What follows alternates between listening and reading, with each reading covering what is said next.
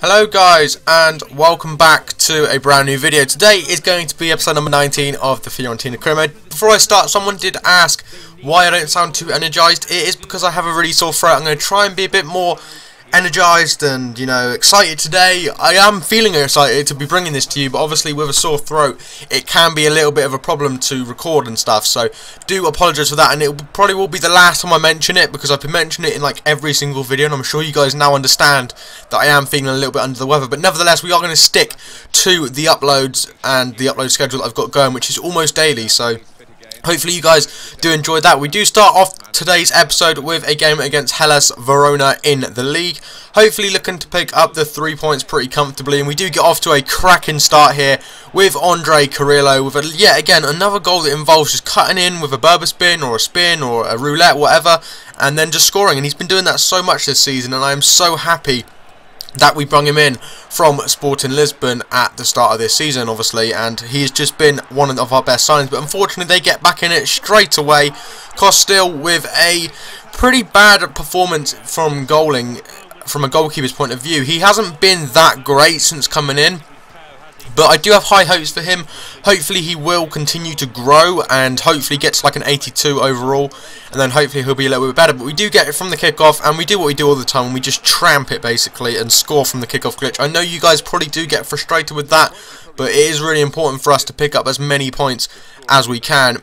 And it doesn't matter anyway, because we go through with Dybala again and we score a very lucky goal as well, again with Dybala. I was only criticising him in the last episode. In this episode he's already scored 2 goals when he hadn't scored for about 4 or 5 games. So it looks like Dybala is getting back onto form, which is good. Hopefully we can maybe get him even a hat-trick today, which would be absolutely fantastic, and you guys will find that out later on in the game if he does get a hat-trick or not. But Hellas Verona were actually playing pretty well, to give them credit where credit is due, and they, for a team that probably are going to be nearer the bottom end of the Serie A this season, whereas we are looking to probably get in the top 3 at least. It wasn't going to be too much of a difficult game. We get through here again with Dybala. Can he get his hat-trick? Not quite. A good save from the goalkeepers to keep us out from making it 4-1 and turning it into an absolute battering, which was what I was hoping to do. We haven't really battered any teams recently, but we do get the 4th eventually with Borgia Valero. I didn't actually mean to do that step over. Obviously, as you guys know, my right stick at the moment is broken, so it did it for me, but it kind of helped actually, because it did put the goalkeeper off a little bit. He didn't expect that, so it did make the finish somewhat easier. So for once in my life, the stick drift problem I'm having has actually benefited me. But we do continue on in the game, and we are at this moment 4-1 up with 10 minutes to go, which was a very comfortable position to be in, and we were pretty much guaranteed the 3 points at this stage. Matis Fernandez passes it through to Paulo Dybala. Dybala runs for own goal. He's going to be unselfish, square it to Rossi, and Rossi is going to finish it spectacularly to pick himself up yet another goal. Obviously Rossi being in some incredible form for us this season, just absolutely unreal. His 21st goal in the Serie A, I do believe. Absolute madness from Giuseppe Rossi. I just cannot get over how good this guy's been for us. When we first started using him, I didn't really like him, but he's just been an animal. And Matis Fernandez again, a chipped through ball over the top. The goalie's going to catch it. No, he's not. Dybala nicks it and gets himself a hat-trick in the 90th minute. I couldn't believe that. That was a very unfair goal to score. Normally that wouldn't happen. Usually the goalkeeper gets there just before your striker gets the chance to go for the header. But in that case, Dybala somehow managed to beat the goalkeeper to it and just put it straight over him with his head, and that does mark his 12th goal of the season in the Serie A, and does mark a 6-1 victory. Very much a landslide victory towards us, which is fantastic. Dybala did get the hat-trick. I think Rossi, Valero and Carrillo also got goals as well. You don't get to see it all in this because it cuts it out halfway through the goals, because there just was so many of them.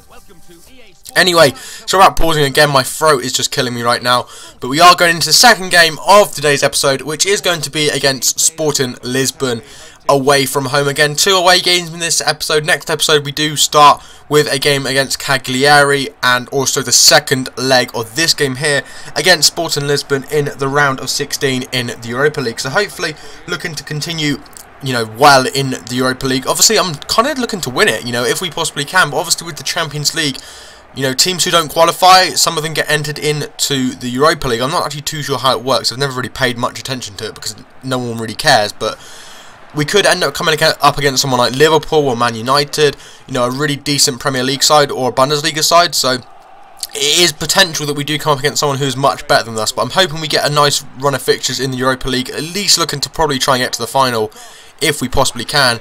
And we do start okay here against Sporting Lisbon. I wasn't too sure what to expect. Obviously they have a former player of ours, Joaquin, and we have a former player of theirs in Andre Carrillo, his first game back at Sporting Lisbon, and hopefully he could give them some absolute D. But Dybala gives them the D with Dybala. That is just cringy as anything, isn't it, really? But we do actually put ourselves 1-0 up inside 57 minutes. Wasn't the most entertaining game, you know, a pretty short set of highlights for this game actually, but we do put ourselves 1-0 up, looking to try and build on that lead with just over half an hour to go, and we do get a penalty inside the 61st minute, which was very unlikely. I didn't expect to get a penalty, but we get one anyway.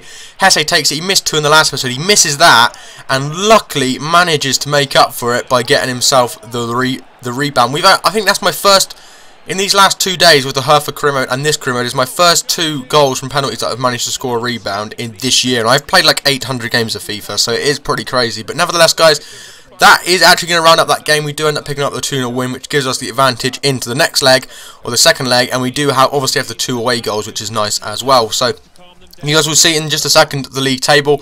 There we are at the top, 4 points ahead of Juventus at the moment, and hopefully you guys have enjoyed this episode. This is going to be the end, unfortunately. If you have, if we can smash over 7 likes, that would be absolutely awesome. If you haven't already, go and subscribe to the channel. I would really appreciate it, and also I will speak to you guys in the next episode of this Career Mode, which will be uploaded on Saturday at 7 PM GMT, so be sure to come and check the channel for then.